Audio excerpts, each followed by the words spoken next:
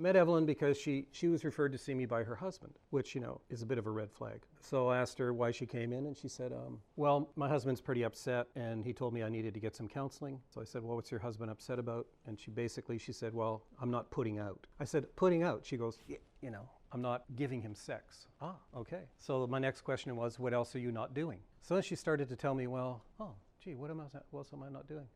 Well, he runs a business in the house, and so he gets phone calls on. I'm supposed to take his messages, but it's the funniest thing. I just keep losing them. I can't keep track of any of his messages anymore. I go shopping, but I can't remember what he likes to eat. I forget to cook dinner on a regular basis. He hates my family, and they're over at our house all the time. So I said, you're on strike. And she goes, fucking A, I'm on strike. I said, there ought to be a union. She says, there is, me and my sisters. We're the union. So she's on strike. She's refusing to conform to his idea about how she should labor under him, as it were. And so I just got curious, and I asked her, where do you get the spirit to fight back in so many extraordinary ways? And she said, probably had to do with being a kid. I lived in a party house. My parents would drink all the time and pass out. Some guy would come into my room. So we're now 15 minutes into our first conversation. So I'm not going to ask her what happened in that room, am I? So I just said, but she knew that I knew, and I knew that she knew that I knew, So I said, how old were you when that happened? She goes, well, it started when I was about 8 or 9, I guess, and then I ran away from home when I was 14, so about six years or so, matter-of-factly. So I said, do you remember, how did you respond at that time? What did you do about that? So in other words, I never asked her what the perpetrator did to her, but I did ask her how she resisted. You see what I'm saying? So you can have conversations with people about their histories of resistance without ever making them tell you what the perpetrator did to them. And that's extremely important because it can be safe and dignifying, and they may not want to tell you that. Some people do want to tell you, but maybe not right away, and need to see first if you're going to listen. Some people do want to tell you, some people don't want to tell you that. It's easier for people to talk about how they've responded and resisted than it is for them to talk about what was done to them, sometimes. Not all the time, but sometimes. Do you understand what I'm saying? That makes sense? Because the perpetrator's history is the history of violence. Victims that don't have histories of violence, they have histories of responding to and resisting violence. The perpetrator's history is the history of violence. The victim's history is the history of resistance. That's what we're tracking. She told me a whole bunch of things about how she responded, and then at the end of the conversation, she was like, okay, what do we do now? And I said, well, maybe you could go away and think about whether you want to meet again. And she says, no, I want to make a time. And I said, yeah, well, I'd rather you thought about it overnight. Talk it over with your sister. See if I'm someone you think you could talk to. So she goes, okay, do you have any homework for me? And I said, no, I don't give homework because I hated homework. I never give homework. And she goes, I said, I'll tell you what, I'll give you homework if you promise not to do it.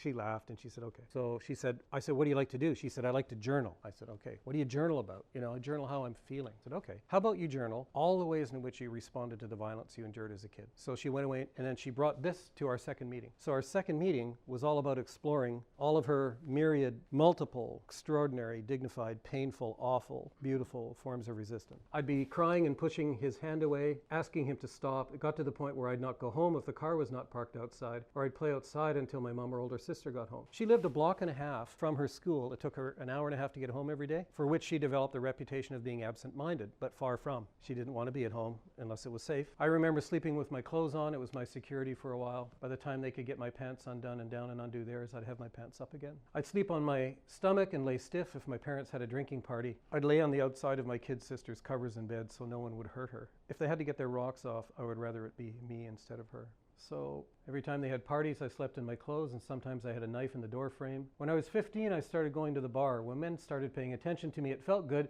but I knew what it was they wanted. I'd accept drinks at first, cock tease them, and then tell them to get lost. They'd call me a fucking cock teasing bitch. I'd reply, yeah, and a good one. You wouldn't ever tell anyone, okay, here's how you resist. You go down to the bar.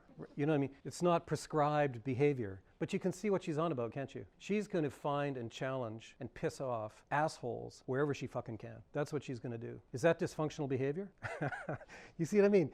The distinction between what's functional, what's dysfunctional, what's a problem, that distinction begins to melt away. It's dignified behavior. That's what matters. She can decide how functional it is. After seeing my older sister being beaten to a pulp, I told myself I'd never let a man do that to me, so I told my first husband to leave, and that was the end of him. So the conversation became about honoring her many forms of resistance, and that was the therapy. So it doesn't look like there's no psychoeducation. I'm not trying to teach her to have boundaries. I don't believe she lacks self-esteem. I don't think she was socialized into submission. I don't think she's complying with femininity scripts.